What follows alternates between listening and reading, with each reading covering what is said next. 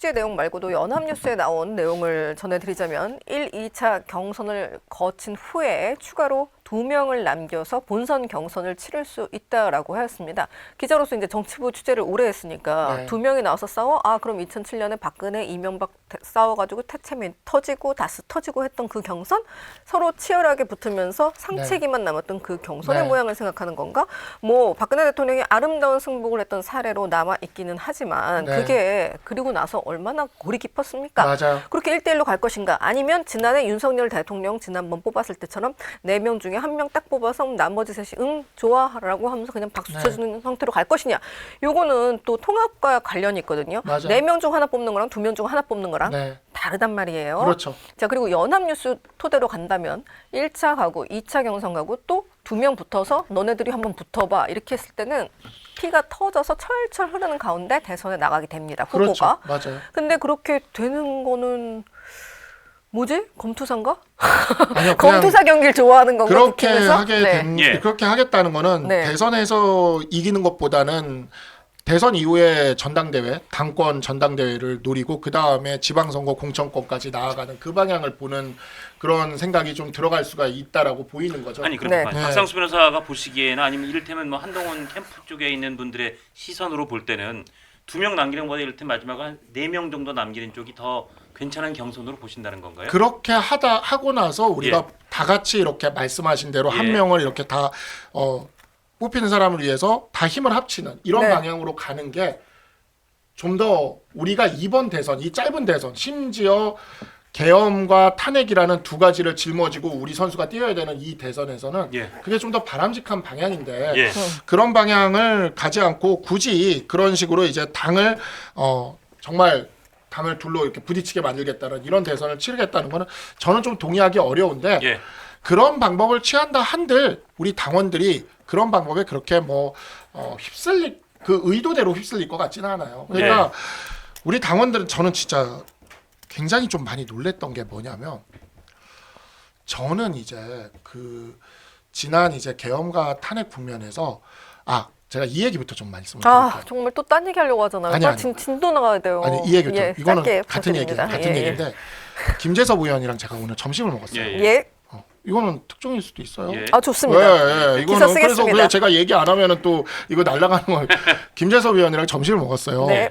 근데 이제 김재섭 의원이 그 얘기를 하더라고. 오늘 점심 먹으면서 나한테 형, 저기 한동훈 대표도 가능성이 좀 있을지도 모를 것 같아 그러더라고요. 그래서 예. 내가 왜 그랬더니 우리 그 탄핵 찬성했던 의원들이나 당협위원장들은 진짜 지난 3달간, 4달간 정말 엄청난 협박과 이런 거에 예. 시달려 왔어요. 예. 김재섭 의원 역시 마찬가지로 그 계엄도 풀러 들어갔고 뭐 예. 이런 것들이 있었다 보니까 예. 그래서 맨날 탈당하라는 문자를 보내시던 분이 있었대. 예. 매일 아침마다 탈당해라, 아. 뭐해라, 뭐 배신자, 뭐 이런 예, 얘기를 예, 보내는 예. 분들이 있었는데 그분이 탄핵이 8대 0으로 인용되고 나서 아침에 문자가 왔는데 예. 그걸 김재섭 의원이 딱 열어서 또 뭔가 비판적인 그런 거겠지 예, 하고 예. 생각해서 딱 열었는데 예. 의원님 제가 이렇게 계속 생각을 해봤는데 유승민밖에 답이 없는 것 같아요. 놀랍지 않습니까? 완벽한 변침이네요. 아니 탄핵 반대 탈당하라를 외치던 분이 예. 안철수 한동훈도 아니고 유승민밖에 답이 없는 것 같다라고 문자를 보내는 그 어마어마한 간극. 네. 이걸 한 번에 퀀텀 점프를 해버리는 게 우리 당원과 지지자 분들의 그 어마어마한 전략적 판단과 사고입니다. 그러니까 그만큼 탄핵 인용 그 순간이 소위 그 퀀텀 현타가 왔던 거고 그런 퀀텀 현타가 왔을 때는 그 국민의힘의 당원들은 매우 전략적으로 얼마든지 아주 신속 변신이 가능한 전략적 판단을 한다. 그러니까요. 알겠습니다. 이게 유사 사례가 있잖아요. 유사 제품. 네. 김종혁 의원이 이제 고양 구청 쪽에서 이제 네. 주민한테 받았는데 예. 맨날 이제 비판하시다가 그래도 네. 한동훈 찍어 줄게 이번에 뭐 이렇게 해서 네. 라디오에 출연하셨는데 그 유사 사례 네. 소개하신 거네요. 맞아요. 그러니까 예, 속도가 굉장히 빠르게 변하고 있다라는 말씀을 해주셨는데요. 네. 또 어떤 분은 이런 얘기를 하시더라고요. 정말 갑자기 한남동 공간 앞에 네. 많은 분들이 사라지시지 않았느냐. 맞아요. 예. 그러니까 이게 노르망디 해변처럼 네. 1차 저지선 뚫리면 2차 저지선 뒤로 가는데 그 저지선 안에 있는 땅이 이전에는 윤석열 대통령이었다면 그 땅은 또 이제 국민의힘이 되는 거고 네. 어쨌든 이재명에 맞서기 위해서 계속 싸운다. 뭐 네. 이런 얘기를 하시더라고요. 그러니까 저는 네. 우리 당 당원들과 지지자들이 정말 그 유연함이라는 게 결국에는 정말 뚜렷한 목표를 갖고 있어요. 네. 이재명의 192석을 막아야 된다는 막아야 그 된다. 뚜렷한 목표를 갖고 있는데 네. 냉정하게 생각을 했을 때 조기 대선이 치러지게 되면 우리가 승산이 높지 않다라는 건 다들 알고 있는 거죠. 그렇죠. 네. 그렇기 때문에 1차 방어선으로 대통령의 복귀와 기환을 바랬던 겁니다. 예. 네. 저는 진짜 그게 현실화되어 가는 과정에서 심지어 예. 약간 이게 보수 성향이 조금 저보다는 강하지 않은 제 아내조차도 예. 그런 얘기를 하더라고요. 이재명이 대통령이 되고 192석이 되는 것보다는 대통령이 돌아오는 게 좋지 않겠어라는 그러니까. 얘기를 저한테 예, 예. 조심스럽게 하는 거예요. 그러면서 예.